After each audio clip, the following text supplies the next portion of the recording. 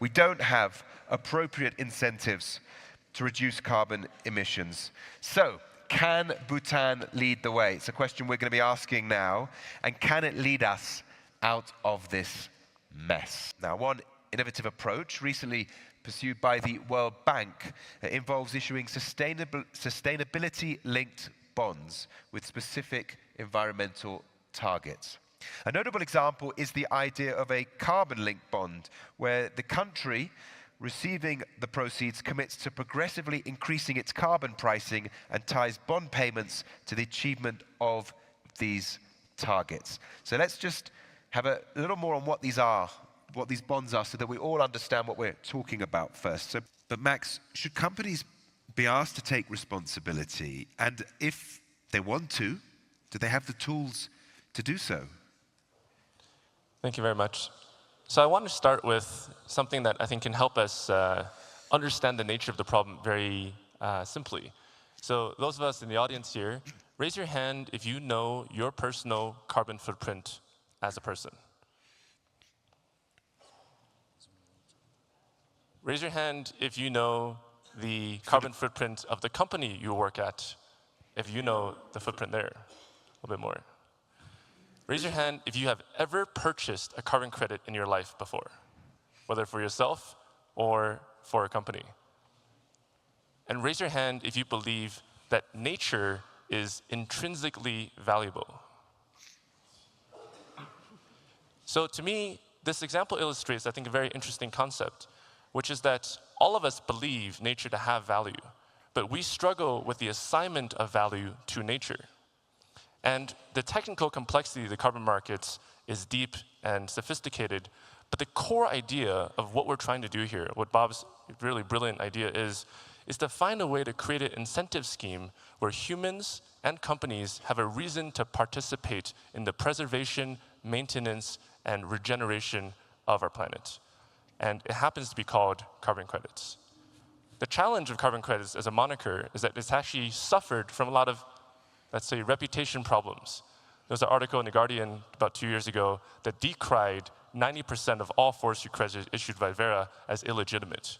For those of you who've bought forestry credits, this is a very painful experience. What we're looking to talk about here on stage is actually how do we re-understand and reassign value to nature?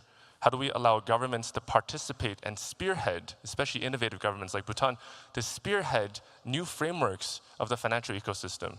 And how do we load our traditional infrastructure into that category? So in my own company at Carbonbase, I spent the last 4 years trying to work with large listed companies, getting them to go through the journey that we're talking about here. And I have found personally, most companies are very eager to attend a sustainability conference. Many are willing to hire a chief sustainability officer. Very few are willing to spend real balance sheet money on the problem. And it is precisely it's precisely because the first two help you build a brand new company. The last one requires you to make huge investment decisions and look at your actual cost of production. We have been living in a rent-free society on nature for the last 150 years. The things that we use today, we do not actually pay for their full amounts. We pay for the cost of human labor, we pay for the cost of transportation, but we rarely pay nature for the cost of the actual production of materials, services, and energy. And so if we want to make the system appropriate, we need to recapitalize and refinancialize the value of nature through tools like carbon-linked bonds so that we can actually have a more holistic accounting, right, of the planet we live on. I'll sort of end my little section here with a comment and give it back to Floor. I think that we're standing at a very interesting precipice because there are countries out there that have, let's say, delayed, right, significant progress on climate negotiations for 2 or 3 decades for their self-interest. And frankly, we live in a society where we are mobilized by self-interest. However, we now come to realize that even the countries that are the richest and most powerful are still at the whims of nature, right? The devastating hurricanes and floods that ravaged many developed countries recently showcase that no one is invulnerable to this problem. If we want to actually solve this problem on the other side, we need to actually have strong sovereign leadership creating new financial architecture that actually rewards people and companies to actually reinvest in nature itself. And these are the sort of frameworks I think about looking at our amazing panelists and discussions on stage. But so, and they're listening, but what steps would you recommend are taken? So let's dive into the complexity of the market a little bit more. So many few people understand that there's a concept called a carbon credit, but very few understand that there's actually two types of carbon credits with very different properties. There's a carbon credit known as a compliance carbon credit, where the government decrees a finite amount of emission quota, and they auctions off this quota to the corresponding emitters. This is a system that's been in place for 19 years in the European Union. It's called the Emission Trading Scheme, and also has counterparts in Western California, in Korea, Japan, and now China. This is actually a very effective scheme, and for the people who participate in the market, it's roughly a $500 billion market or so. There's a smaller market for carbon credits called voluntary carbon credits. This is something that Susie mentioned earlier, and this is actually what I asked you guys here to do. Very few people have actually purchased a voluntary carbon credit, but what you don't understand about it is actually it represents 1 unit of labor that someone or some company has done to actually decrease or remove CO2 from the atmosphere. And so I believe that we need to fundamentally recognize what is the value of a voluntary carbon credit, and I think the naming itself doesn't do it any service. We should be calling it actually a different name, one that actually prioritizes the active investment and economic opportunity in the removal and avoidance of CO2. And so I think that's maybe the first starting point, I would say, as one solution to the problem. If in 6 months' time this is up and running, Max, and companies come to you, how would you be able to describe a scheme like this, and how popular do you think it would be? I think that the success of this depends on Bhutan's ability actually to allocate financial resources to the companies that are coming here. And I think one of the key challenges that Bhutan faces, as we talked about, is that actually Bhutan is a carbon negative country. So in the global accounting of this thing, Bhutan actually should be being paid money, right, for the act of sequestering carbon on behalf of the world. And then that money that Bhutan receives could be the source of an investment fund for new technologies that can actually reduce more CO2. So my understanding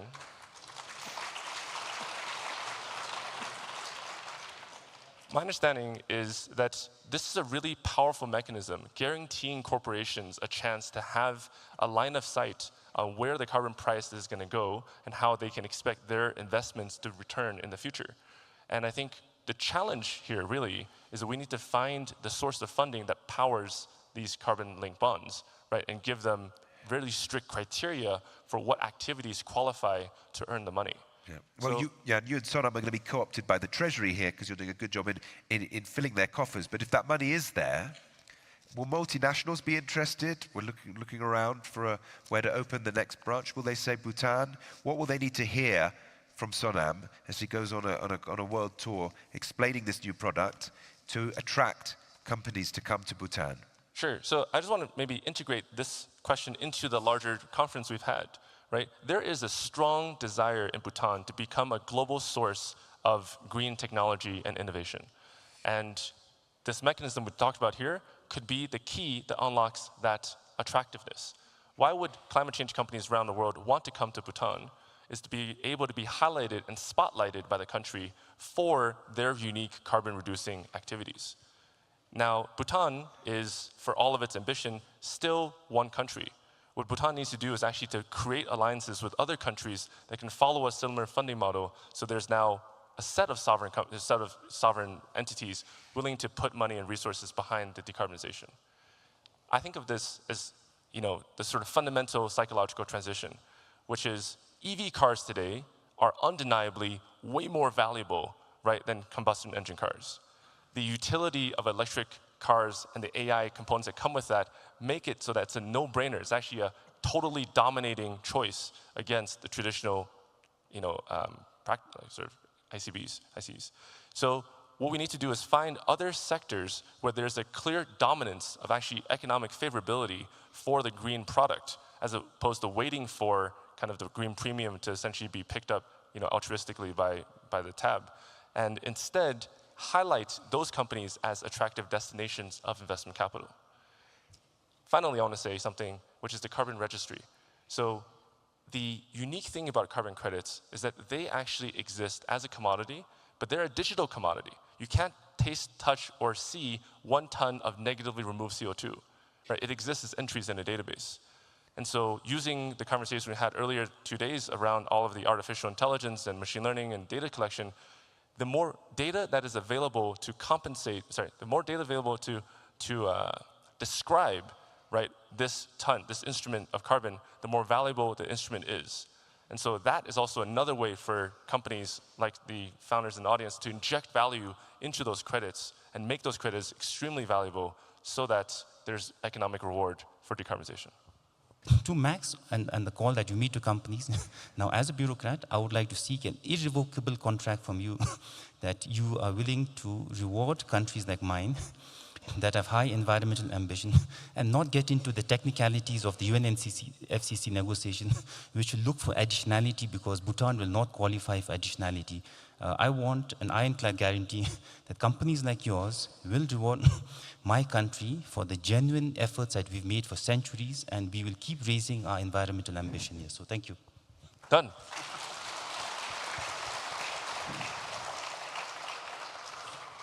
Fantastic. Well, we've got that handshake on camera. This is being live streamed on YouTube, by the way, around the world, to the EU. We need to create the expectation that they're going to get paid. How do you create that expectation? And that's where the carbon-linked bond comes in. And Bhutan can really create, the expectation that other countries are going to do this, can create an example that others can follow, and hopefully we converge to that common understanding of strong incentives to reduce emissions. Max, is that going to wake up the private sector? What's going on? We need trillions of dollars. We need trillions of dollars. And frankly, the source of the money, I think, is the existential question. Like, where's this money going to come from, right? But I think one thing I just want to highlight here, and this is spending a lot of time in the family office, investment, and financial scene, is that we also have to understand something really fundamental about our economy, which is our economy is completely made up by people. These trillions that we keep talking about are made up by us, right? Nature doesn't have a bank account where they look at the number of zeros there. Nature has energetic, dynamical systems that either preserve life or destroy life. And the system that we set up for ourselves, the games that we're playing here, is heading to the destroying life category. So there's 2 numbers I want to sort of contribute to. One number is a sort of report published by the World Economic Forum a few years ago where they said biodiversity's total asset value on the planet is $175 trillion. That is how much value is stored in the actual existence of nature. I was very flabbergasted by this figure. I shared it with some friends. My friend said, this is a lower bound estimate because global human civilization is roughly $150 trillion a year. And if we only value biodiversity to be about 1 year worth of human GDP, I think we're missing a mark. So that, I think, is a starting point. How do we assign value, $1 trillion of value, to the existence of biodiversity today, and also to the work that repairs and rejuvenates destroyed biodiversity in the future? And by that estimate, I would say, you can quote me on this, I think Bhutan is already a $1 trillion industry, or $1 trillion economy. Well, 2 questions here on Bhutan. Let's lump them together. Is it fair to tax or put a green tax for people of Bhutan, a country that is carbon negative, when the country does not get enough compensation from the global community? And given that Bhutan is recognized as carbon negative, do you think there should be a global initiative to financially support Bhutan for its environmental effort? Who wants to take those on? Everyone's nodding. Max? Yes. The answer is yes. We should be globally rewarding Bhutan for actually accomplishing what none of the other countries have been able to do. Like, Bhutan is at the finish line. I would say the World Bank has already said in something like these sustainability-linked bonds, we will provide the financing. So it's out there. We just have to bring it here. Max, finish going. I want to share 2 ideas which I think are very reasonable and come back to this idea that companies are made of people. So I was very lucky 4 years ago to be elected on the board of a new bank in Hong Kong. I was one of the youngest members of Hong Kong banking boards in the governance. And as a 28-year-old, I looked at my co-board members who are in their 50s and 60s and 70s, And the fun thing about that moment was that I had as much say as they did. And so, to me, corporate governance matters tremendously. The incentives of CEOs and executives depend on their looking to the board, right? I sit on the chair of the Remuneration and Nomination Committee. I sign the checks that go into payrolls. My opinion matters on what these executives do in that particular context. If we have more representation at the board level of nature, of people representing the interest of nature at boards, then we will start to see very meaningful change at executive behavior at the corporate level. That's idea number one. And this is something that Bhutan has uniquely ability to train executives to do. Bhutan can become the place that train executives to represent nature on the board of international companies. Second idea, Bhutan as an environmental Switzerland. So one of the interesting things, going back to a comment I made earlier, is that nature does not have a bank account. So nature does not have the ability to pay for itself. Nature doesn't really have to be an economic entity. What if we were to create bank accounts for nature, for rainforests, for rivers, for oceans, and for plains? And those bank accounts represent endowments that can be spent on behalf of the preservation and engagement of that piece of nature. We have trustees and other things. Bhutan, even though it is small as a country, can become a green Switzerland, where all of the major bank accounts of all of the major natural capital reserves of the world find their home here and find their endowments located here. I think that could attract probably $1 trillion into Bhutan. And those $1 trillion would be ethically managed and governed by the incredible legacy of the human tradition that is here, so that the decisions made by trustees and by the recipients of that capital tend towards positive human behavior.